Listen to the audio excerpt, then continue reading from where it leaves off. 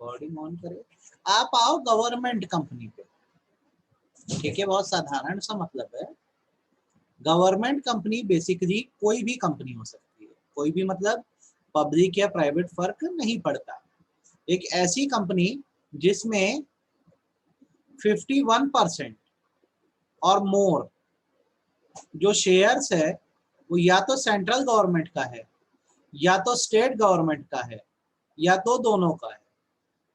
दोनों का है मतलब मिलकर अगर लगाते हैं तो ये माना जाता है क्योंकि कंपनी पे गवर्नमेंट की मेजर शेयर होल्डिंग है, चाहे वो सेंट्रल गवर्नमेंट की हो चाहे स्टेट गवर्नमेंट की हो या दोनों की हो, तो ऐसी कंपनी गवर्नमेंट कंपनी कहलाती है। अब ये माना जाता है कि अगर एक गवर्नमेंट कंपनी है, अगर एक गवर्नमेंट कंपनी है और इसकी कोई सब्सिडरी कंपनी है, सब्सिडरी भी है, तो सब्सिडरी को भी हम गवर्नमेंट कंपनी ही मानते हैं। तो जैसे एग्जांपल के तौर पे अभी तक ए लिमिटेड एक नॉर्मल कंपनी है, इसका कैपिटल 1 लाख है, ठीक है। अब क्या हुआ, ए लिमिटेड में छत्तीसगढ़ गवर्नमेंट ने मान लो 60,000 कैपिटल होल्ड कर दिया, 60,000 शेयर खरीद लिए, तो ये ए लिमिटेड अब क्या बन जाएगी, गवर्नमेंट कंपनी बन जाएगी। Government company. मान लो ए लिमिटेड में 70,000 शेयर अगर मोदी सरकार ने खरीद लिए, सेंट्रल गवर्नमेंट ने खरीद लिए, तो भी ये क्या बन जाएगी, गवर्नमेंट कंपनी बन जाएगी। सपोज करो कैपिटल 1 लाख है, सेंट्रल गवर्नमेंट ने मान लो इसमें 35,000 शेयर खरीदे और स्टेट गवर्नमेंट ने इसमें अगर 25,000 शेयर खरीदे, तो भी टोटल करोगे तो 50% से ज्यादा हो रहा है, तो भी ये क्या गवर्नमेंट कंपनी कहलाएगी। Government company. आप समझ आए कि सिर के ऊपर से गई? आगे सर आ गई, कोई दिक्कत नहीं है। आप मीनिंग पढ़ के देखिए, आपको समझ आएगी। Government company means any company in which not less than 51% of paid up share capital is held by central government or by any state government or governments or partly by central government and partly by state government and include a company which is a subsidiary of such government company। बोलो कोई तकलीफ इसमें? कोई तकलीफ नहीं है? Sir. अच्छा, a government company may be formed as private company or public company, इसमें कोई दिक्कत नहीं है। नहीं। अब यहाँ पे आपको पढ़ने हैं एग्जेम्पशंस क्या मिले हुए हैं, एग्जाम में आपको ये पूछ सकता है, ठीक है। आप जब गवर्नमेंट कंपनी बनाते हो तो आपको क्या क्या एग्जाम्पशन मिलते हैं, शायद मैंने उस टाइम ये बोला था कि जब पूरा कंपनी लॉ पढ़ लोगे तभी एग्जाम्पशंस पढ़ाऊंगा, ऐसा बोला था क्या? हाँ सर, लेटर लिखा है बुक में। और मैंने इसलिए बोला था कि जब मैं पूरा पढ़ा दिया रहूंगा तो आपको समझने में आसानी होगी। तो आज आपको एकदम आराम से समझ आएगा, दिक्कत नहीं आएगी। सबसे पहले नेम की बात करते हैं। तो गवर्नमेंट कंपनी के नेम के आखिरी में लिमिटेड वर्ड लिखा होगा, क्या लिखा होगा, लिमिटेड वर्ड लिखा होगा, चाहे पब्लिक कंपनी या प्राइवेट कंपनी। आप स्टेट वर्ड का इस्तेमाल कर सकते हो। स्टेट का मतलब कॉन्स्टिट्यूशन चैप्टर में आप पढ़े हो, स्टेट मतलब अथॉरिटी होता है, राइट। अथॉरिटी। आप क्या कर सकते हो, गवर्नमेंट कंपनी हो तो स्टेट वर्ड लगा सकते हो, ध्यान रहेगी बात। हाँ सर। सेकंड थिंग, जब गवर्नमेंट कंपनी के शेयर ट्रांसफर होंगे तो उसमें शेयर ट्रांसफर डीड की रिक्वायरमेंट नहीं है। किसकी रिक्वायरमेंट नहीं है? शेयर ट्रांसफर डीड की। SH4 is not required. समझ आई कि नहीं आई? हाँ सर। अगर ये मैं पहले पढ़ाया रहता तो ये समझ आता? नहीं। तो मेरी बात समझ आ रही है ना।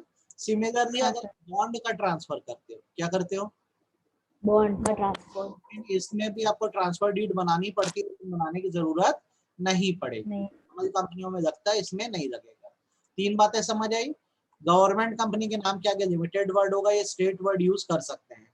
ट्रांसफर ऑफ शेयर के समय ट्रांसफर डीड की रिक्वायरमेंट नहीं है। बॉन्ड को ट्रांसफर करते समय भी कोई ट्रांसफर डीड की रिक्वायरमेंट नहीं है। क्लियर है? Yes sir. अच्छा, नेक्स्ट इनके एनुअल जनरल मीटिंग का हिसाब किताब कैसा है?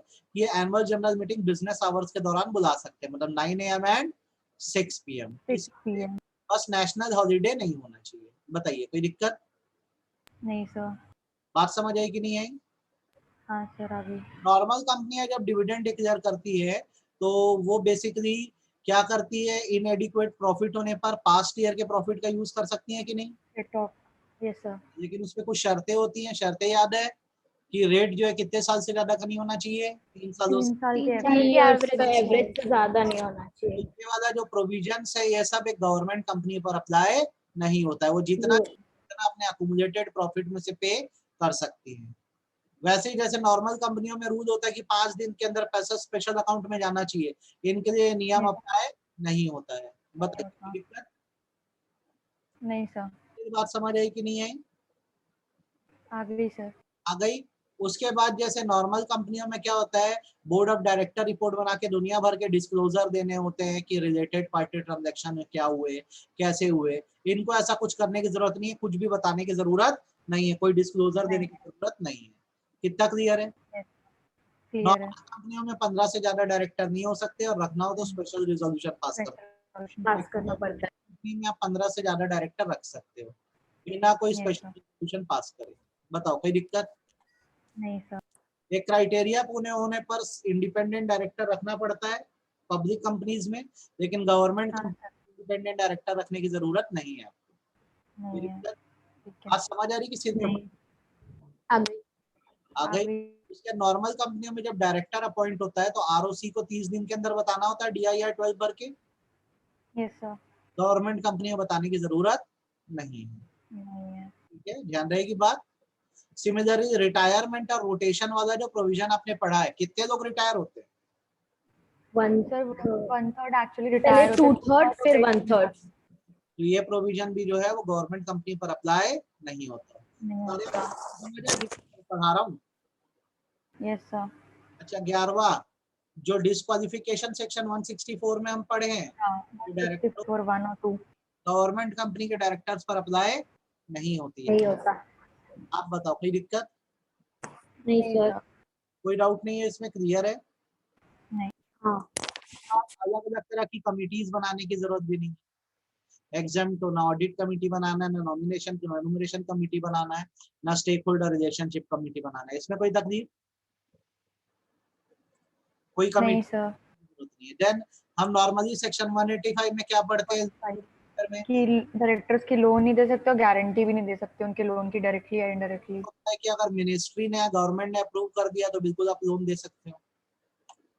ठीक है, गवर्नमेंट कंपनी में अलाउ है। क्या है? अलाउ है। बात समझ आएगी सिर्फ के ऊपर से गई। आगे सर। सेक्शन 186 सुबह ही पढ़े हैं अपन कि आप 60% हाँ। Paid up capital free reserve और सिक्योरिटी प्रीमियम या 100% हाँ, ऑफ या सिक्योरिटी प्रीमियम। Security account. लेना है तो किससे अप्रूवल लेनी होती है? शेयर होल्डर से, है ना? Share holder. ये जो प्रोविजन है सुबह भी मैंने बताया कि गवर्नमेंट कंपनी पर अप्लाई नहीं होता, खासकर उन गवर्नमेंट कंपनीज पर जो डिफेंस प्रोडक्शन में लगे। डिफेंस में मिनिस्ट्री ने एग्जम्प्ट कर दिया। बोलो कोई दिक्कत? नहीं नहीं। सर। अच्छे समझ आए कि आधी अधूरी बात समझ आई? आगे सर।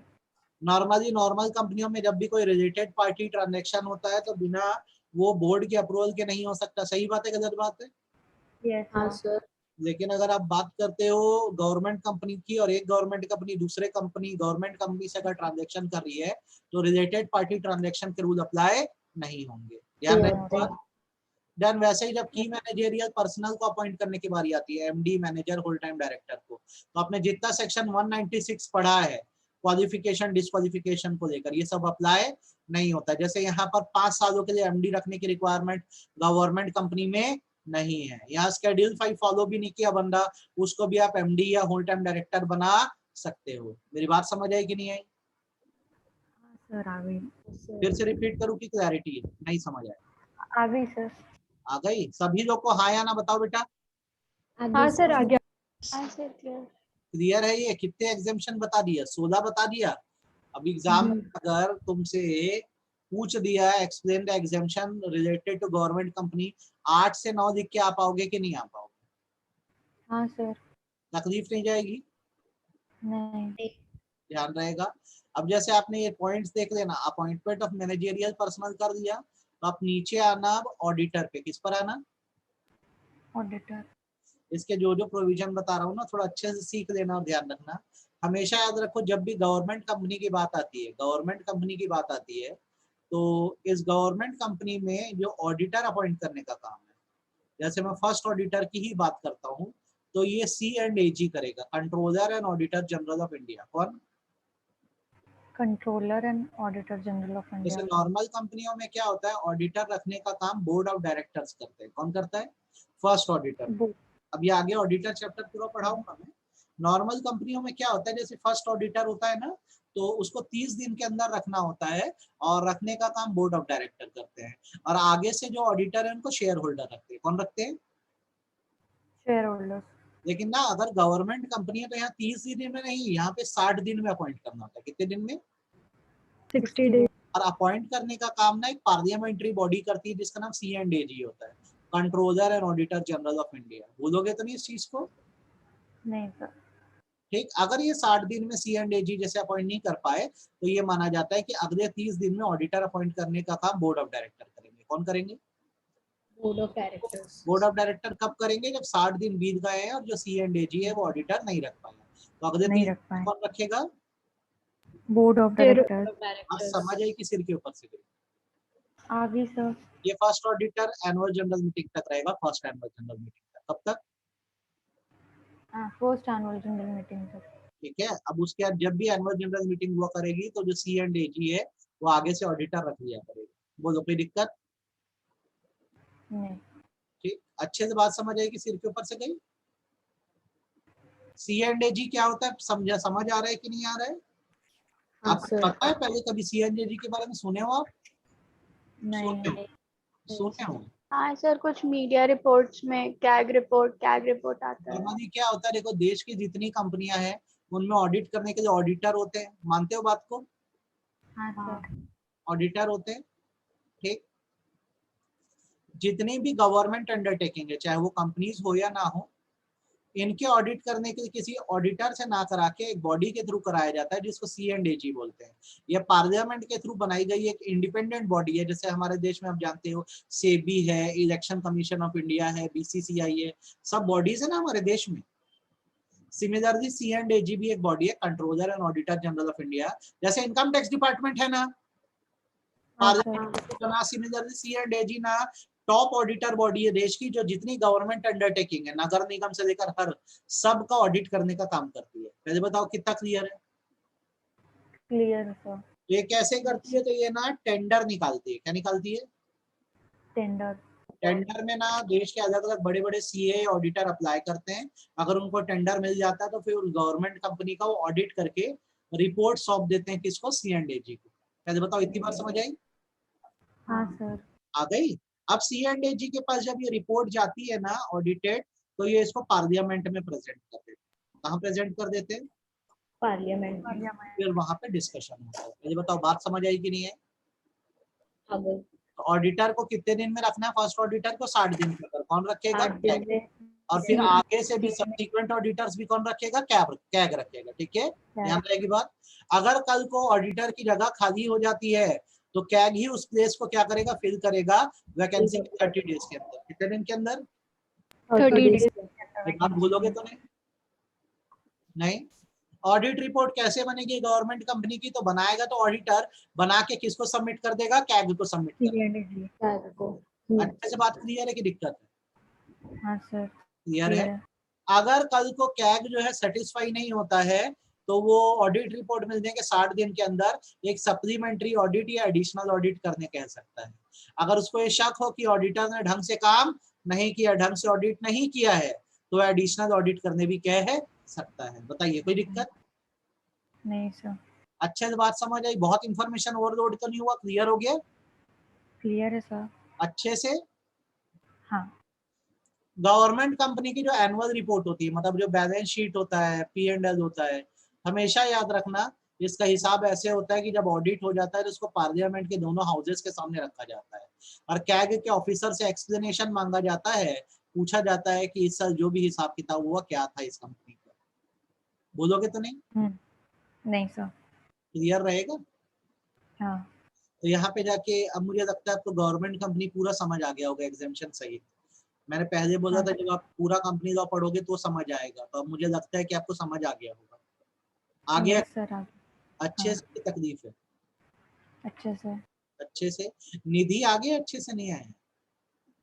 हाँ हाँ सर. सर। ये अब चलिए हम आते हैं होल्डिंग एंड सब्सिडरी के कंसेप्ट पे। मैंने आपको पहले भी बताया है कि एक रिलेशनशिप को डिफाइन करता है।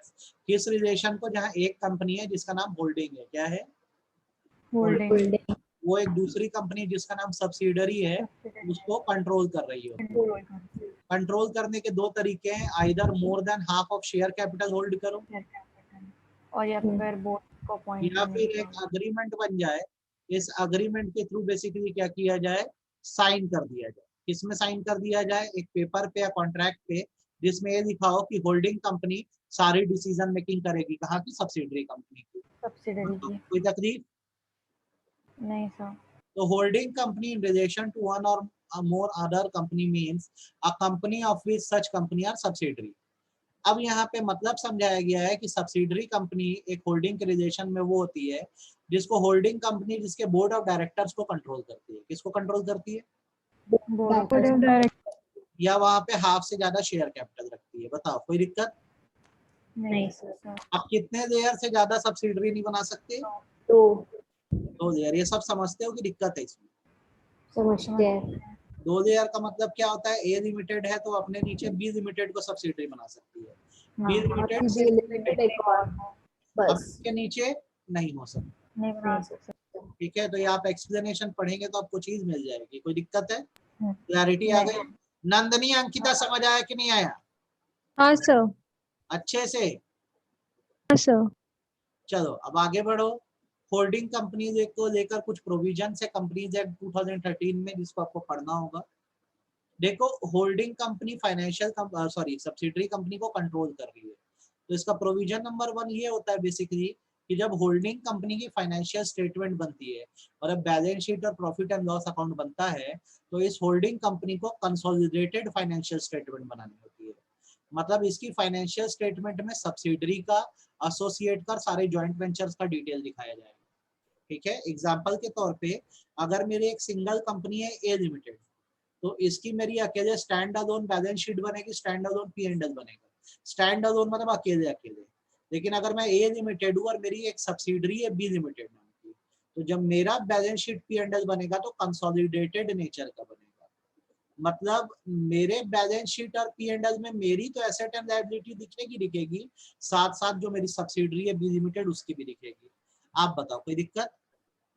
नहीं सर।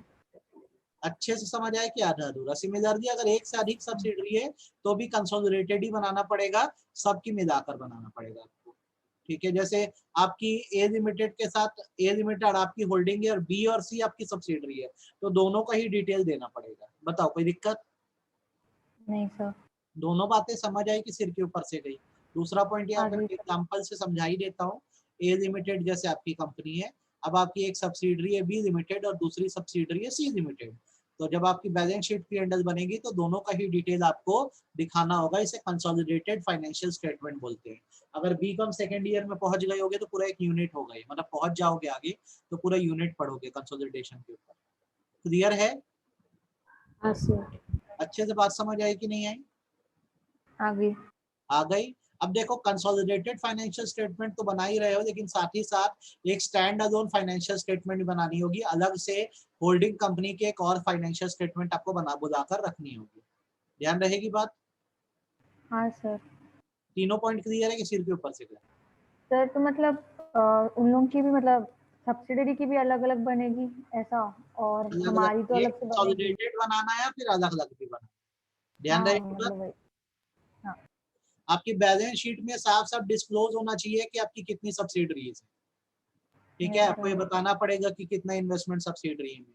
वैसे आपके प्रॉफिट एंड लॉस अकाउंट में आप ये डिस्क्लोज करोगे कि आपकी सब्सिडरी कंपनी में कितना डिविडेंड जाता है, आपकी सब्सिडरी कंपनी को कितना लॉस होता है। अब कंसोलिडेटेड बना रहे हो तो वहां के तो प्रॉफिट लॉस को दिखाओगे ही। सही बात है गलत बात है? Yes sir. अच्छे से बात समझ आई कि नहीं आई ये बता दो। आ गई। आ गई। आपको अपनी बैलेंस शीट P&L को, मतलब फाइनेंशियल स्टेटमेंट को, अगर आपकी वेबसाइट है तो उस पर भी अपलोड करना पड़ेगा ताकि कोई अगर देखना चाहे तो देख सकेगा।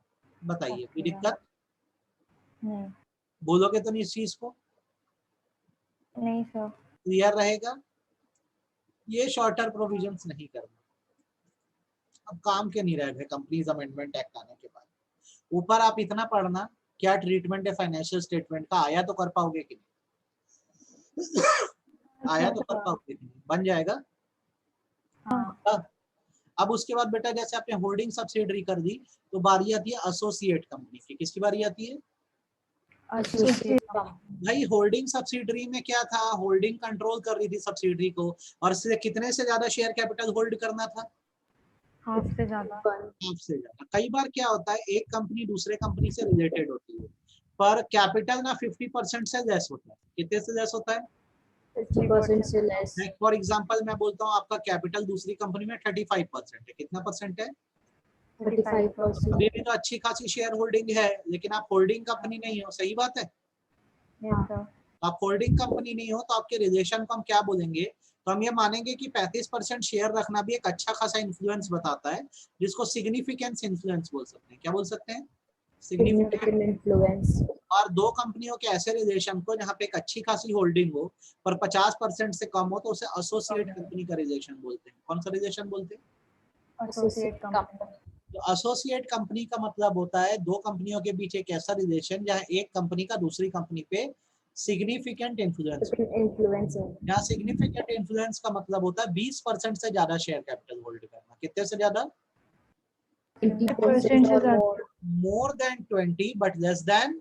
Less than 50। 50, भूलोगे तो नहीं? समझ आ गया कि नहीं आ गया? आ गया सर। कोई डाउट? तो अगर सिग्निफिकेंट इन्फ्लुएंस को फुलफिल करना है तो दो चीजें होनी चाहिए, एक तो 20% से ज्यादा शेयर कैपिटल होल्ड करोगे पर 50 से कम, और दूसरा उस कंपनी में आप डिसीजन मेकिंग कर सकते हो। क्या कर सकते हो? decision making, तो डिसीजन मेकिंग कैसे समझ आएगी, तो इस डेफिनेशन से आएगी, कंट्रोल के डेफिनेशन से। दूसरी कंपनी में मेजॉरिटी ऑफ डायरेक्टर आप रख पा रहे हो, वहां के मैनेजमेंट को कंट्रोल कर पा रहे हो, वहां के पॉलिसी रिलेटेड डिसीजन आप लेते हो। आपको मेरी बात समझ आ रही है? आप बराबर वहां पे वोटिंग करते हो। बोलोगे तो नहीं इस चीज को? नहीं। तो आप ये सिग्निफिकेंट इन्फ्लुएंस और कंट्रोल दोनों की डेफिनेशन को बहुत अच्छे से करना। क्या करना? अच्छा बहुत सर। अच्छे से। आपको मेरी बात समझ आएगी सिर के ऊपर से गई? आ गई सर। कोई डाउट नहीं है इसमें? नहीं। नहीं है? चलो, इसके कंप्लायंसेस मत देखना, कोई मतलब नहीं, मत देखना, ठीक है। आप नीचे आना डोरमेंट कंपनी पे। सभी लोग पढ़े हो क्या क्लास में? हाँ सर। कंपनी सभी लोग पढ़े हो। सेक्शन 445 का कंसेप्ट ये बोलता है कि डोरमेंट कंपनी एक तरह की इनएक्टिव कंपनी है जिसमें कोई सिग्निफिकेंट फाइनेंशियल ट्रांजैक्शन नहीं हो रहा है। मैं सही बोल रहा हूँ कि गलत बोल रहा हूँ? हाँ सर। है ना। तो इनएक्टिव कंपनी का मतलब यहाँ पर वो कंपनी होता है जो पिछले 2 सालों से कोई बिजनेस ऑपरेशन नहीं कर रही है, कर रहा है, ठीक है, ना ही उसने फाइनेंशियल स्टेटमेंट और एनुअल रिटर्न 2 सालों से जमा कराई है। बताओ कोई दिक्कत? नहीं सर। गवर्नमेंट कंपनी एक्चुअल में कोई कंपनी नहीं होती, मैंने आपको ये बताया है कि एक स्टेटस status है, नॉर्मली क्या होता है, जब आप कंपनी बनाते हो तो आप पर बहुत सारे कंप्लायंसेस लग जाते हैं। अब अगर आपको फ्यूचर में कोई वर्क करना है और अभी आपके पास कोई काम नहीं है, तो बेटर है कि आप अपनी कंपनी को इनएक्टिव का स्टेटस दिला दो या डोरमेंट कंपनी का स्टेटस दिला दो। बात समझ आई कि नहीं आई? आ हाँ गई सर। अच्छे से आई कि आ रही है, अधूरी आई? अच्छे अच्छे से। से, कोई डाउट नहीं है? क्लियर है ये? नहीं।